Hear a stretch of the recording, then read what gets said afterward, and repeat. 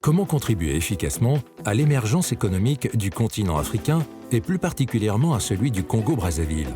Voilà le nouveau défi de Bolloré Transport et Logistics. Présent depuis plusieurs années sur le continent, à travers ses différentes filiales, le groupe a créé des milliers d'emplois et investi massivement dans le secteur du transport et de la logistique. Mais à quoi tient cette réussite? Quand on rentre chez Bolloré, on bénéficie d'une formation. Et moi, j'ai bénéficié de plusieurs formations, dont une spécialement à Paris, où j'ai rencontré des gens avec qui j'interagis au quotidien, le top management. Et cela m'a permis de m'aguerrir au poste de financier. Je n'ai que 27 ans, mais aujourd'hui, j'ai réalisé mon rêve grâce à Bolloré Transport et Logistique Congo.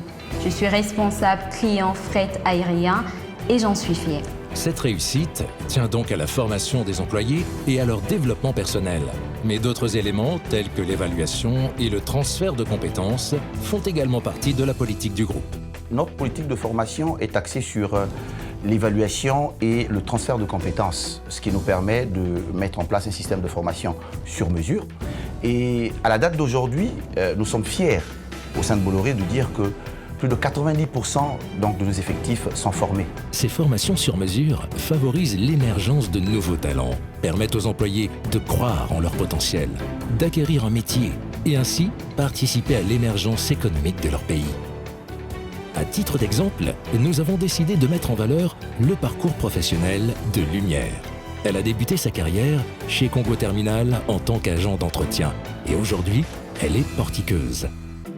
Le parcours de Lumière étant atypique et surtout remarquable, nous lui avons demandé de nous le raconter afin que d'autres jeunes puissent s'identifier et s'en inspirer. Je faisais le ménage dans la salle où les gens passaient les tests. Le monsieur était sur le point de faire son test. J'ai dit, monsieur, je peux aider le monsieur à répondre à la question. Il dit, quoi? Comment une fille de ménage va aider un monsieur à répondre à la question? Il me dit, c'est quoi la bonne réponse, mademoiselle? J'ai donné la bonne réponse et le monsieur était satisfait. Il avait reçu le test et c'est à partir de là que j'ai aussi passé le test. Et ça avait reçu. Je suis allée jusqu'au Havre pour continuer pour faire la formation sur le Portix Simulateur. Et aujourd'hui, me voici 5 ans à Congo Terminal. Je suis portiqueuse. Charlie est un autre exemple de la réussite de cette politique de formation et de promotion des jeunes talents. Il est rentré dans l'entreprise en tant que chauffeur poids lourd et après plusieurs formations, il est aujourd'hui coordinateur logistique. J'ai été embauché dans le groupe Bolloré le 1er août 2015 en qualité de chauffeur semi-remorque poids lourd. Aujourd'hui, je suis coordinateur, je pilote et je contrôle les performances logistiques chez un de nos clients pétroliers. J'aime mon travail parce que c'est un travail qui demande la détermination, la persévérance et la rigueur. Notre mission consiste à développer les compétences de nos collaborateurs tout en favorisant donc l'émergence des talents à travers des formations motivantes et innovantes. Et dans cette stratégie, la femme occupe une place importante. Aujourd'hui, les femmes au sein de Bolloré occupent des fonctions opérationnelles qui hier n'étaient réservées qu'aux hommes. Et dans le segment de l'encadrement, nous avons aujourd'hui un taux d'environ 27% de postes occupés par les femmes. Gloria est le parfait symbole de cette évolution de la politique du genre. Elle exerce un métier considéré autrefois exclusivement masculin. Mais aujourd'hui, les mentalités ont évolué. Elle dirige plus d'une centaine d'hommes. Se retrouver dans la sphère masculine est très difficile en tant que femme. Il faut juste prouver qu'on est capable. Donc ça nous demande de travailler un peu plus. Ça nous demande d'être toujours en front-off. Ça nous demande d'être présent dans le terrain pour que les collaborateurs se rendent compte que ce n'est pas une femme, mais c'est un homme avec grand H qui travaille. Certes, le capital humain tient une place importante dans cette organisation.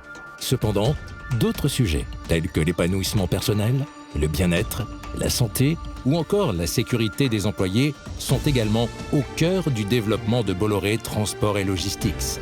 Animé par un principe simple de générosité, chaque année, le groupe initie plusieurs actions sociales, dont le Marathon Day, un moment de réunion, de partage et de cohésion sociale.